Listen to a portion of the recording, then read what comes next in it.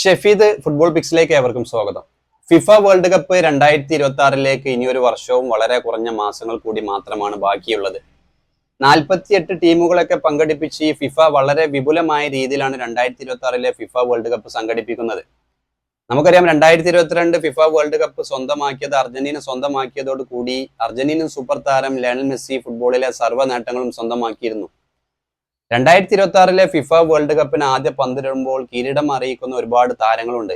Portugal super താരം Cristiano Ronaldo, Brazil super താരം നെയ്മറൊക്കെ അടങ്ങുന്ന ഒരുപാട് താരങ്ങളുണ്ട് കിരീടം അറിയിക്കുന്ന. ആര് കിരീടം നേടുന്നത് കാണാനായിരിക്കും നിങ്ങൾ ആഗ്രഹിക്കുക? 2022 ഫിഫ വേൾഡ് കപ്പ് ഖത്തറിൽ പന്തുരുണ്ടപ്പോൾ അർജന്റീന സൂപ്പർ താരം ലയണൽ മെസ്സി കിരീടം നേടുന്നത് കാണാൻ ആഗ്രഹിക്കാത്ത ആരാധകരൊക്കെ വളരെ ചുരുക്കമായിരിക്കും. അത് തന്നെ സംഭവിച്ചിരുന്നു ഖത്തറിൽ. 2026 ഫിഫ വേൾഡ് കപ്പിന് എത്തുമ്പോൾ നമുക്കറിയാം പോർച്ചുഗൽ താരം ക്രിസ്ത്യാനോയും ബ്രസീൽ താരം നെയ്മറൊക്കെ അടങ്ങുന്ന താരങ്ങളൊക്കെ കിരീടം അറിയിക്കുന്നുണ്ട്. കാരണം അവരൊക്കെ കരിയറിന്റെ അവസാന ഘട്ടത്തിലാണ്. നെയ്മറൊക്കെ ഈ ഒരു സമയമാകുമ്പോൾ പരിക്കുമാറി തിരിച്ചെത്തുമെന്ന് തന്നെയാണ് ആരാധകരൊക്കെ പ്രതീക്ഷിക്കുന്നത്.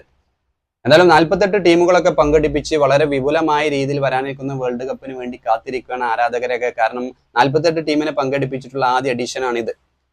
എന്തായാലും നമുക്കറിയാം 2022 ഖത്തർ വേൾഡ് കപ്പിൽ അർജന്റീനയുടെ അത്ഭുത പ്രകടനം, അതുപോലെ തന്നെ 2026 ഏത് ടീമായിരിക്കും ഇതുപോലെ ഒരു അത്ഭുത പ്രകടനം കാഴ്ചവെക്കുക? ഓരോ വർഷവും ഓരോ വ്യത്യസ്ത ചാമ്പ്യന്മാരെയാണ് നമ്മൾ ഫിഫ വേൾഡ് കപ്പിൽ കാണാറുള്ളത്.